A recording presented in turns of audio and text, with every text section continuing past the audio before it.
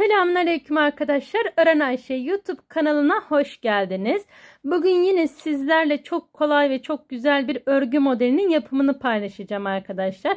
Modelimiz gerçekten hem çok kolay hem de çok güzel, gösterişli, tam böyle çeyizlere yakışan bir yelek modeli olacak. Zaten ipimden de anladığınız üzere ben yelek modeli olarak göstereceğim. Sizler isterseniz şal yapın, isterseniz bebek yeleği yapın. Bebek battaniyesi yapın. İsterseniz yelek modeli yapın. Evet, dilerseniz hemen modelimize başlayalım. Evet arkadaşlar, ben sizlere ön hazırlık olması açısından bu şekilde trabzanlarıma gittim. Alt lastiği yaptım yani. Sizler eğer yelek modeli yapar iseniz bu şekilde lastik kullanabilirsiniz arkadaşlar. Hemen 4 tane zincir çekiyorum. 1 2 3 4 tığımın başını doladım. Bakın, buradaki trabzanın altından giriyorum. Hemen kenar trabzanlarımı oluşturacağım. Bir tane de ikisinin birleşmiş olduğu noktaya batıyorum. Toplamda 5 tane yapacağım arkadaşlar. Sizler daha da fazla yapabilirsiniz. Ben küçük bir parça gösterecek olduğum için benim için ideal. 1-2 zincir çekiyorum. Tığımın başını doladım. Bakın, bu birinci trabzanımı atladım. İkinci trabzanımı atladım. Üçüncü trabzanımın içerisine geliyorum. Ve 6 tane trabzan yapıyorum. Aynı yuvanın içerisine. 2, 4, 5, 6. 2 tane zincir çekiyorum. Tığımın başını doladım. 1, 2, üçüncüye girdim. Yine 6 tane trabzan. 2 3 4 5 ve 6. 2 tane zincir, 1-2 tane atladım, üçüncüye girdim. 1 2 3 4 5 6. Bu sıramı bu şekilde devam ettiriyorum arkadaşlar. Yani sizler yelek modeli veya şal modeli yapar iken bu şekilde 6'şar tane trabzan yaparak devam edeceksiniz yapacak olduğunuz bedene göre. Arkadaşlar, hala kanalıma abone değilseniz ücretsiz bir şekilde abone olup zil tuşunu aktif hale getirirseniz yapmış olduğum videolardan anında haberdar olabilirsiniz. Bakın, şimdi sonuna geldiğim için bu ara noktaya batıyorum. Yani birleşmiş olan noktaya. Burada yine 5 tane trabzan yapacağım. Kanalımda çok güzel yelek modelleri, şal modelleri, lif modelleri, battaniye modelleri, patik modelleri, hırka modelleri var arkadaşlar. Kanalımda her türlü örgüyü bulabilirsiniz. Ayrıca örgüye yeni başlayanların bilmediği teknikler var ise, işte sık iğne nasıl yapılır veya trabzan nasıl yapılır, zincir nasıl çekilir, bunların hepsi de var arkadaşlar. Örgü teknikleri oynatma listemden bulabilirsiniz veya videolar kısmından da bulabilirsiniz. Evet, kenar trabzanlarımı tamamladıktan sonra burada bir tane zincir çekiyorum.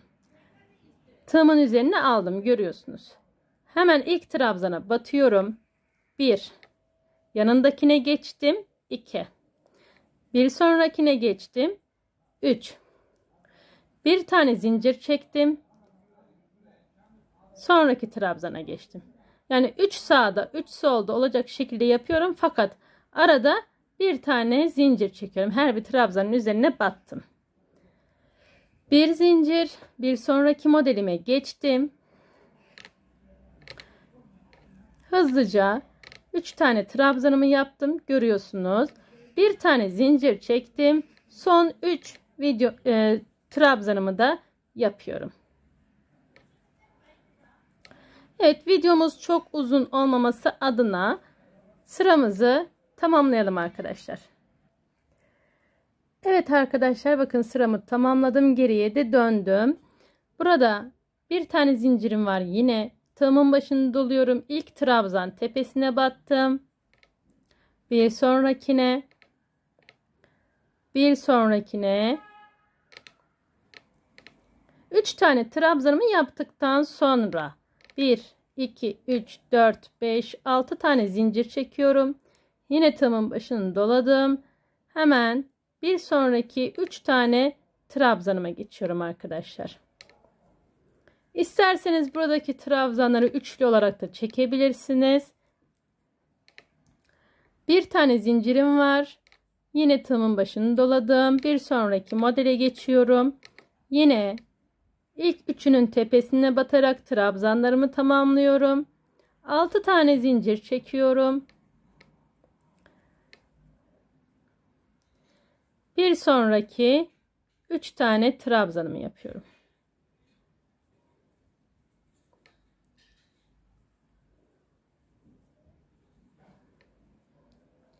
Bu sıramı da bu şekilde tamamlıyoruz arkadaşlar. Şöyle göstermek istiyorum. Bu şekilde. Lütfen sıramızın sonuna kadar tamamlayalım. Evet arkadaşlar, bakın sıramın sonuna kadar geldim. Şu an modelim bu şekilde. Şöyle göstereyim. Bakın görüyorsunuz. Şimdi yine kenar trabzanlarımı yaptım ben. Burada bir tane zincir çekiyorum.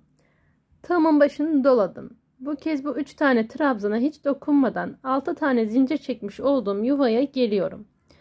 Buraya 5 tane trabzan yapacağım. 3, 4 ve 5. Bir tane zincir çekiyorum. Aynı yere tekrardan giriyorum. 5 tane daha yapıyorum. 4 ve 5. Hiç zincir çekmeden bu iki modelin arasında bir boşluğum vardı arkadaşlar. Buraya giriyorum ve sık iğne ile sabitledim. Yine zincirim yok. Tığımın başını doladım. Bir sonraki yuvaya geçiyorum. Yine öncelikle 5 tane trabzan yapıyorum.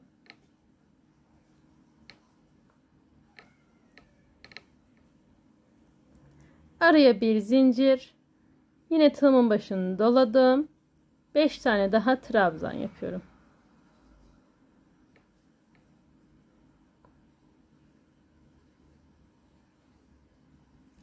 Bu araya giriyorum. Sık iğne olacak şekilde sabitliyorum. Bakın. Modelim bu şekilde arkadaşlar. İlk modelimi koymuş oldum. Yani 4 sıradan falan oluşuyor ama bakın 1, 2, 3, 4 sıradan oluşuyor. Evet.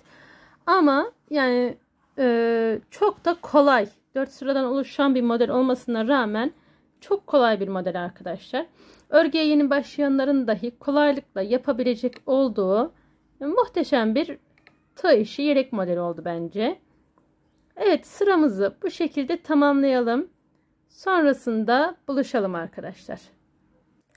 Evet arkadaşlar, ben modelimi tamamladım. Görüyorsunuz. Şu şekilde göstereyim. Şimdi artık modeli tekrar nasıl kuracağız onu göstereceğim. Modelin yapımı bundan ibaret. Hemen 4 tane zincirle geriye dönerek kenar trabzanlarımı yapıyorum. Bakın bu ilki değil, bir sonrakine batıyorum.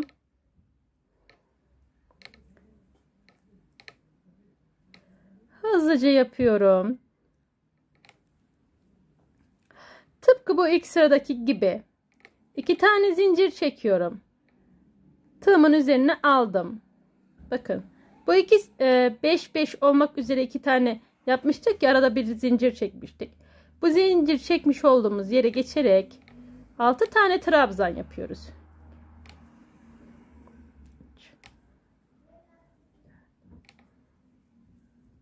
Ve 6.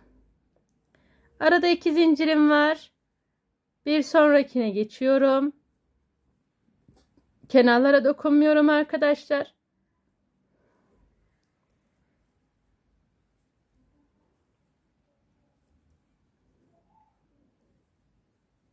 Alt. Bu şekilde.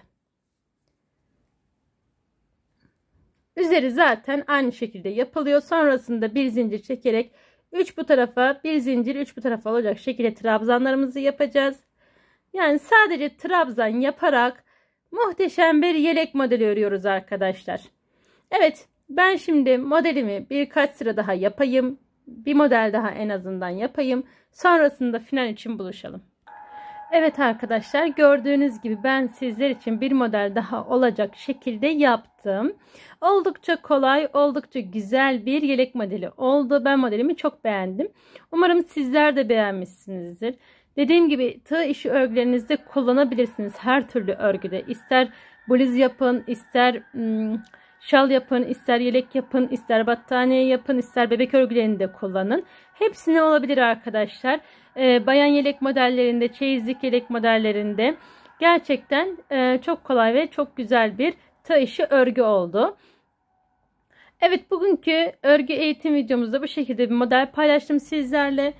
Umarım beğenmişsinizdir ve benimle birlikte yapmak istersiniz. Beğendiyseniz lütfen beğeni tuşuna basmayı ihmal etmeyin arkadaşlar. Emeğe saygı açısından çok rica ediyorum. Ufak da olsa bir yorum bırakırsanız gerçekten çok mutlu olurum. Yani nereden baksanız bir video bir gecenin içerisinde 1000 tıklanma alıyor, fakat beğeni ve yorum sayısı gerçekten çok az oluyor. Bu da insanın ister istemez motivasyonunu kırıyor arkadaşlar. Hani motive amaçlı bir emoji dahi olsa bir yorum bırakırsanız gerçekten çok sevinirim. Evet, bugünkü videomuz da burada son buldu. Bir sonraki videolarda buluşmak üzere. Allah'a emanet olun, sevgiyle kalın, hoşça kalın.